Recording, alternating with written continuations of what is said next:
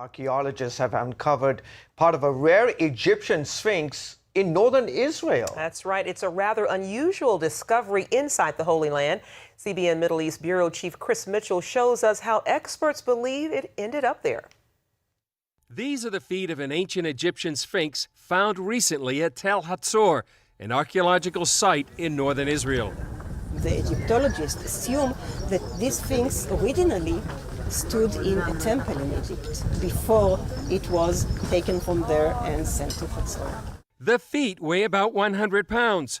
They're the only part of a statue ever found anywhere of the pyramid-building pharaoh, King Menkaure.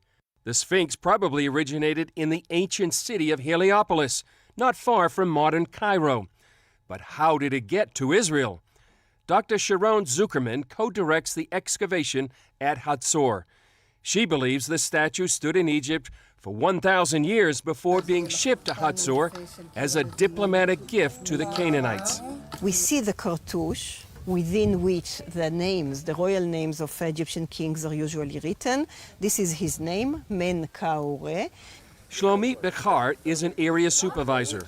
The Sphinx feet were found right here, and we found them in the last hour of the last day, right before we were getting ready to close off the area for the end of the season. And the volunteer that was here found this piece of rock that he thought was very interesting, and I was completely shocked and amazed. The excavation is staffed mostly by international volunteers.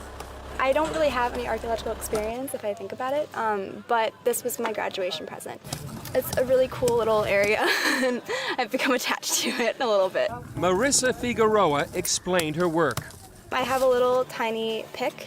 I have a spade, a brush, and this hefty thing to scoop up soil. So basically, right now I'm trying to expose rock here because we're hoping to find an extension of this area right here. It's a great combination of working with your hands, which academics don't do a lot of, and I really enjoy. So working with your hands and sort of thinking and discovering.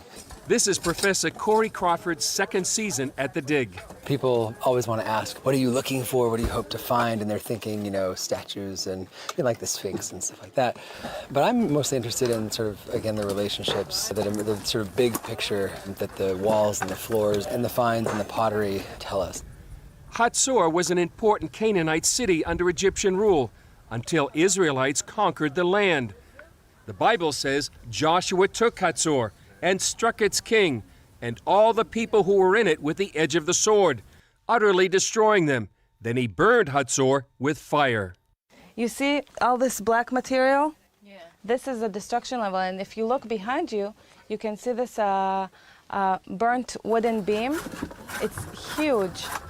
Archaeologists debate whether or not Joshua was involved, but they can't argue that a massive fire destroyed the city. We ended up uncovering 2 rows of these huge storage vessels that are characteristic of Hazor at the late Bronze Age. They were leaning against both this wall and this wall as well, and they were filled with burnt grain material. Some of the bricks were burnt in such a high temperature that they were vitrified. They turned into glass. Archaeologist Amnon Ben-Tor has been involved in excavations here for nearly 50 years. You know that there is a huge debate going on in the world nowadays with regard to the reliability of biblical historiography. How reliable is it? Is it exactly so? Is it all figment of somebody's imagination? And insofar as I am concerned, what we can see here tallies very, very nicely with biblical historiography, including the destruction of Canaanite Hazor. Chris Mitchell, CBN News, Tel Hazor, Israel.